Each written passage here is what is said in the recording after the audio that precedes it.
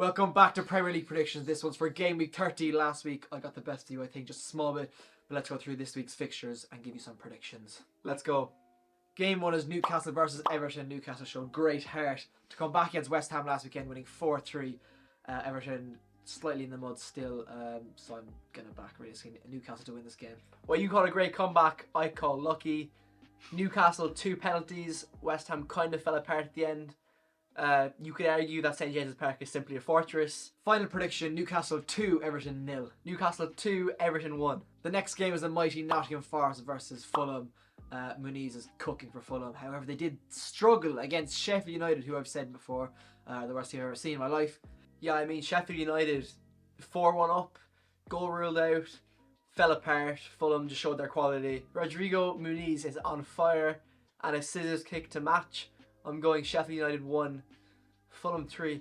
Final prediction, I think Forest are going down. So Forest 1, Fulham 2. That's not the prediction, but Forest 1, Fulham 3. The next game is Bournemouth Palace. And to be honest, it's a bit of a nothing game. Oliver Glasner, I mean, I have a bit of a soft spot for Palace, but this game has nothing written all over it. A draw written all over it, and I'm going 2-2. I disagree, it's a nothing game. I think the mighty Cherries versus the mighty Eagles it's a fantastic game, really. I mean, Solanke. Yeah, fair enough. Will you be watching it? Will I be watching what? The Bournemouth Palace game? God, no. Okay. Final prediction, Bournemouth 3, Palace 2. 2-2. Next up, an absolute cracker, Burnley hosting Wolves.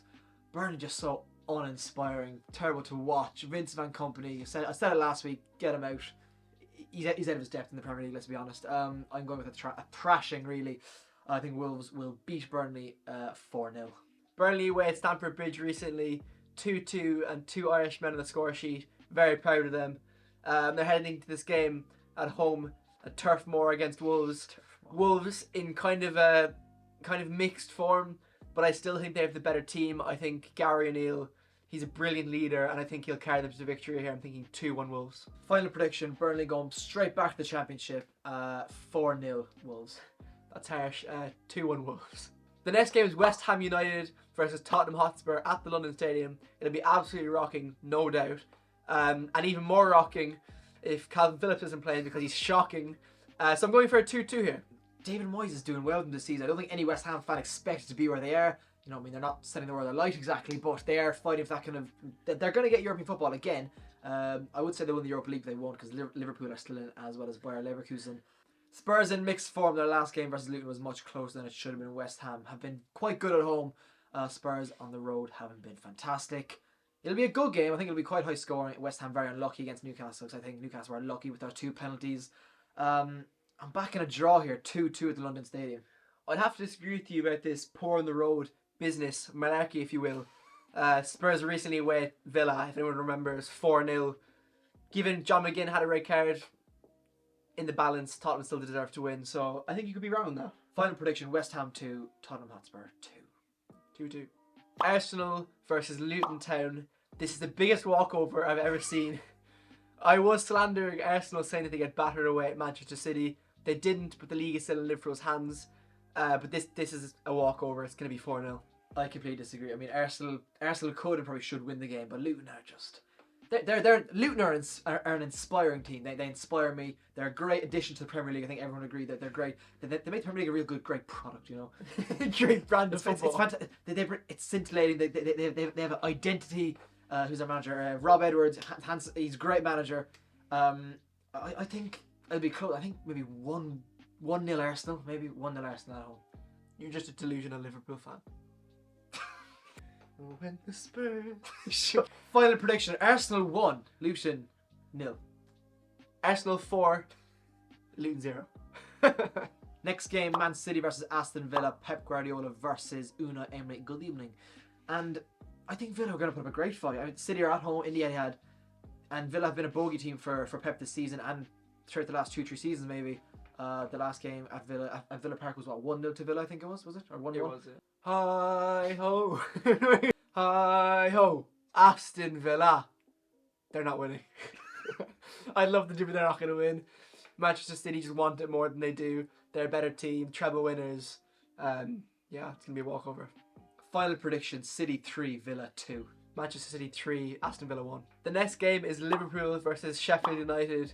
This, in another world, could potentially be a Premier League versus National League team game.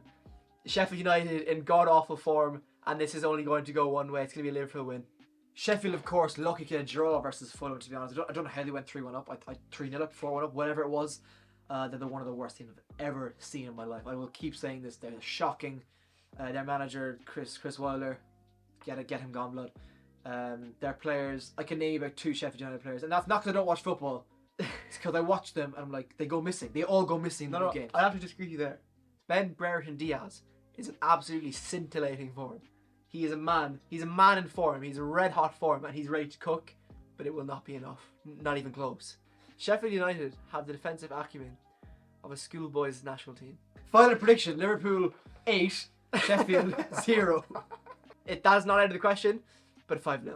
The next game is Brentford versus Brighton Hove Albion. And, you know, Brentford need to start collecting points now, sooner rather than later, before they go down, before they hit the drop. Brighton in poor enough form. They lost against Liverpool, just they're gone. I think lucky's not to even get a goal. They were kind of dominated for the majority of the game.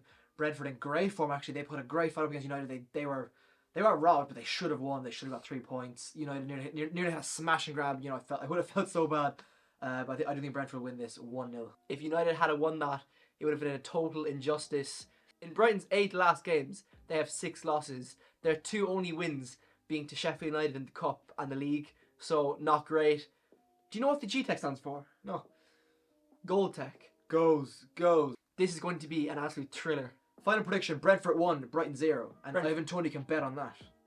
Brentford 3, Brighton 2. Another absolute cracker, Chelsea versus Man United. Maybe a snooze fest, maybe an absolute goals fest. Who knows? Could be either. Could be both. Harry Maguire defense like a scarecrow caught in a hurricane. Anything could happen.